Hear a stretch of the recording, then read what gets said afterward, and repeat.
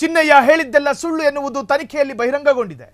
ಚಿನ್ನಯ್ಯ ನೀಡಿದ್ದ ದೂರಿನ ತನಿಖೆ ಪೂರ್ಣಗೊಳಿಸಿದ ಎಸ್ಐಟಿ ಧರ್ಮಸ್ಥಳದ ವಿರುದ್ಧ ಪಿತೂರಿ ಮಾಡಿದವರ ಬೆನ್ನು ಬಿದ್ದಿದೆ ಎಸ್ಐಟಿ.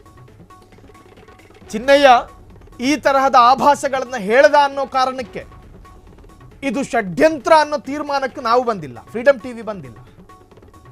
ಧರ್ಮಸ್ಥಳದ ವಿರುದ್ಧ ಪಿತೂರಿ ಮಾಡಿದವರ ಬೆನ್ನು ಬಿದ್ದಿದೆ ಎಸ್ಐಟಿ. ಅದರಲ್ಲಿ ಯಾರ್ಯಾರು ಭಾಗಿಯಾಗಿರ್ತಾರೋ ಅವರನ್ನ ಖಂಡಿತ ಹುಡುಕ್ತಾರೆ.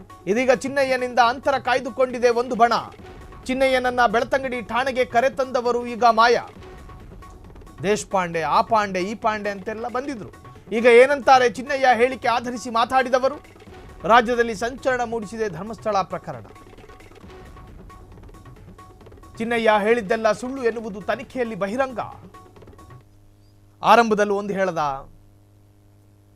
ಸ್ಟೇಟ್ಮೆಂಟ್ ಕೊಡಬೇಕಾದ್ರೆ ಒಂದು ಹೇಳದ, ಸ್ಟೇಟ್ಮೆಂಟ್ ಪರಿಗಣಿಸಿದ ಮ್ಯಾಜಿಸ್ಟ್ರೇಟ್ ಉತ್ಖನನಕ್ಕೆ ಪರ್ಮಿಷನ್ ಕೊಟ್ಟ ನಂತರ ಎಸ್ಐಟಿ ಅಧಿಕಾರಿಗಳು ಶೋಧ ನಡೆಯುವಾಗ ಅಲ್ಲೊಂದು ಹೇಳದ.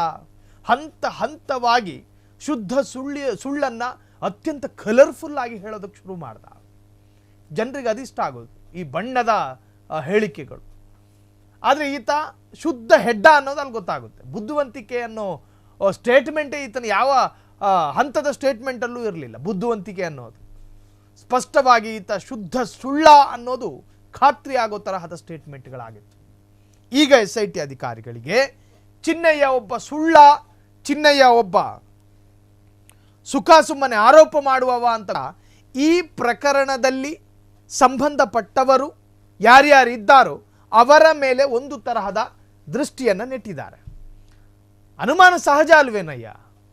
ಒಂದು ವರ್ಗದ ವಾದದಲ್ಲಿ ಆ ವರ್ಗದ ವ್ಯಕ್ತಿಯೊಬ್ಬನೇ ಸುಳ್ಳ ಅಂತ ಗೊತ್ತಾದ ನಂತರ ಆ ವರ್ಗದಲ್ಲಿರುವ ಅಷ್ಟೂ ಜನರ ಮೇಲೆ ಅನುಮಾನ ಬರೋದು ಮನುಷ್ಯನಾಗಿದ್ದವನಿಗೆ ಸಹಜ. ಹಾಗಾಗಿ ಆ ತರಹದ ಒಂದು ಅನುಮಾನ ಹುಟ್ಕೊಂಡಿದೆ. ಸೊ ಅನುಮಾನ ಬಂದವರಿಗೆ ನೋಟಿಸ್ ಕೊಟ್ಟು ಎಸ್ಐಟಿ ಅಧಿಕಾರಿಗಳು ವಿಚಾರಣೆಗೆ ಕರೆಸ್ತಾ ಇದ್ದಾರೆ. ಅವರು ಹೇಳ್ತಿರ್ತಕ್ಕಂಥ ಹೇಳಿಕೆಗಳನ್ನು ತಾಳೆ ಹಾಕಿ ನೋಡಲಾಗ್ತಾ ಇದೆ.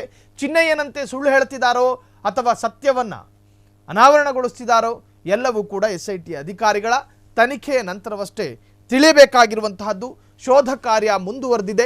ಈ ಎಲ್ಲದರ ನಡುವೆ ವಿಠಲಗೌಡ ಎನ್ನುವಂತಹ ಹೊಸ ಸಾಕ್ಷಿದಾರ ಬಂದಿದ್ದು ಆತ ತೋರಿಸ್ತಾ ಇರತಕ್ಕಂತಹ ಜಾಗದಲ್ಲಿ ಚಿನ್ನಯ್ಯ ತೋರಿಸಿದಂತೆ ಖಾಲಿ ಸ್ಥಳಗಳಾಗಿರಲಿಲ್ಲ.